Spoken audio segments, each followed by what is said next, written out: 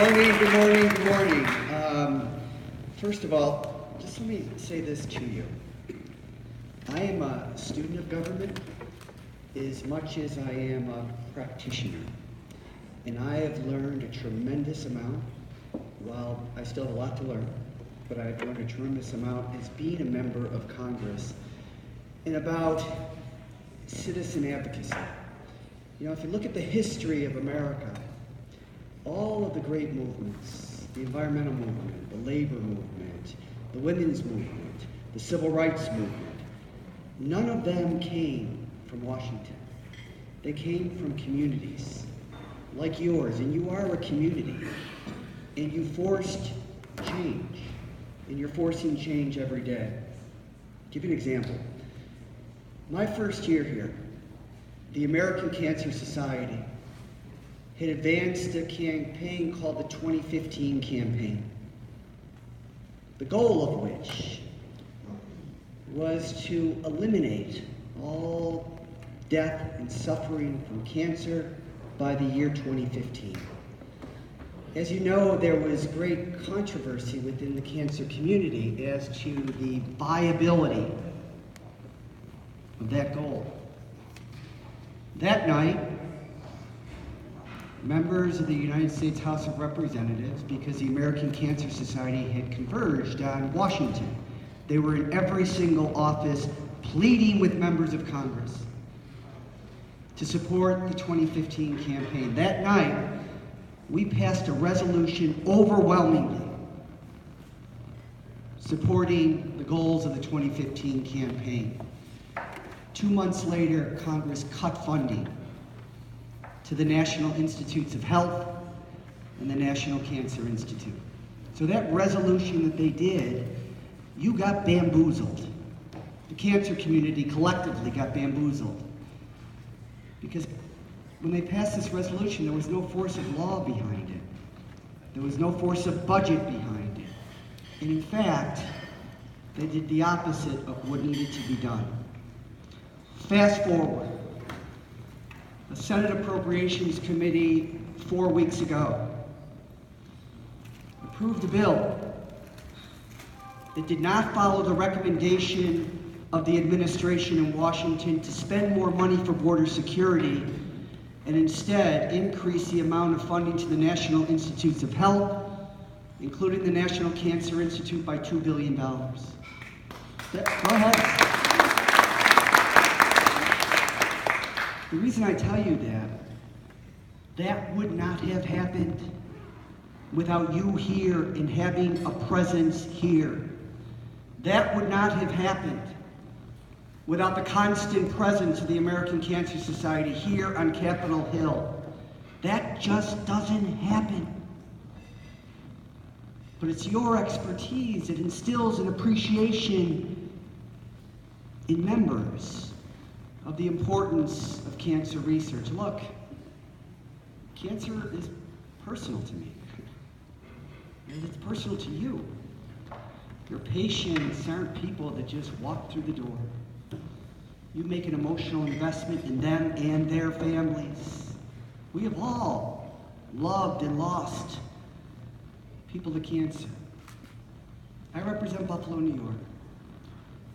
Buffalo, New York is the home to Roswell Park Cancer Institute, the very first cancer center in all of America. Chemotherapy was established in Roswell. So was photodynamic therapy. Herceptin, the drug for metastatic breast cancer, trastuzumab is the chemical name, was clinically trialed and tested at Roswell Park Cancer Institute. Gleevec for gastrointestinal stromal tumors and chronic myelogenous leukemia was clinically trialed and tested at Roswell. Critical links between smoking and cancer were tested and informed the cancer community throughout the world, right in Buffalo at Roswell Park Cancer Institute. That's when I found out 1 in 3 women will develop invasive cancer in their lifetime. 1 in 2 men. Why is the prevalence so much more for men? Because they smoke more. You could eliminate 30%, at least, of all cancer deaths by eliminating tobacco use. Very important public information that's very logical, but nobody knows this stuff.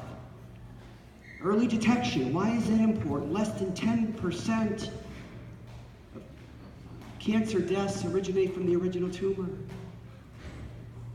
It's when cancer spreads, when it moves, when it metastasizes. That's when it becomes lethal, when it pervades an organ that we need to live by fast-growing cancer cells that crowd out the healthy cells, and they render that organ useless, and the cancer patient dies. You know, 30 years ago, there were 3 ways of dealing with cancer. You cut it out through surgery, you burned it out through radiation, or you poisoned it out by highly toxic chemicals called chemotherapy. Today, there is extraordinary new therapies being tested all over the United States called immunotherapy. You remove the T cells from the body's immune system. They're genetically treated, and then they're reintroduced to not only find cancer cells, but to kill them.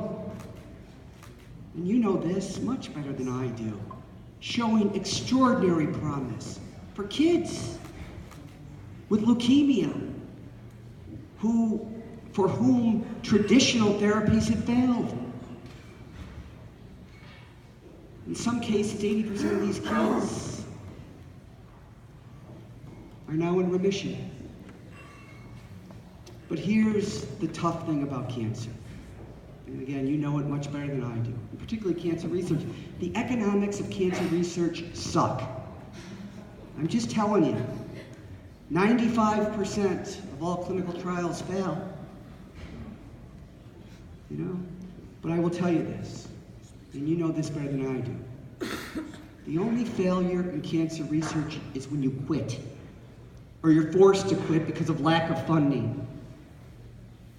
And all of you, and the researchers that support and inspire your work, they are committed to something that they will not see cured within their lifetime, which says something about the great humanity that goes into the extraordinary work that you do each and every day, and why you're here today.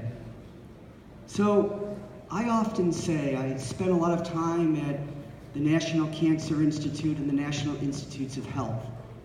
I have one very simple admonishment to you and to all of those who are responsible for cancer research, and that is the cancer community of which you are part of, you're the quarterbacks of it, has to find a more effective way to communicate to people like me. We're general practitioners at best. We need your expertise to say that Herceptin wasn't developed over a couple of years. It took decades of sustained research to test the safety and efficacy of that important drug. So it has to be sustained over a long period of time. To highlight that, I'll leave you with a story. There was a rock band who were touring this year, an Irish rock band called U2. About 20 years ago, U2 came out with a CD called How to Dismantle an Atomic Bomb. The second cut on the CD is a song called Miracle Drug. And it's about the lead lyricist and singer for U2. His name is Paul Hewson, otherwise known as Bono. Bono grew up in a town just north of Dublin, Ireland, with a kid who was thought to have very severe mental and physical disabilities. The kid pretty much lay lifeless every day. But but his mother. His mother read to him every single day. Chaucer, Shakespeare, Flannery O'Connor, Dr. Seuss. The people in the town began to mock the mother because she carried on this ritual with no measurable response from the kid. He lay lifeless. But because of miracle drugs, the boy was able to communicate by blinking his eyes. And the song says, the songs are in your eyes, I can see them when you smile. But I want to see them take shape and walk right out. And still later, because of more medical advancement, including miracle drugs, the boy was able to communicate with a pencil affixed to his forehead. And then still later, through the use of computer. The boy's name was Christopher Nolan. And he went on to become one of Ireland's great poets and writers. You see, the boy had a damaged brain, but one that was highly retentive. So all this stimulus eventually found its way out in great color and texture. So the song Miracle Drug is first and foremost about the extraordinary love and courage of a mother and her little boy. It's about the limitless potential of science in the human heart. It's about having faith in the future. But the most important message in Miracle Drug, and mine to you today, is that before you can have faith in the future, we have to have faith in one another. Thank you very much for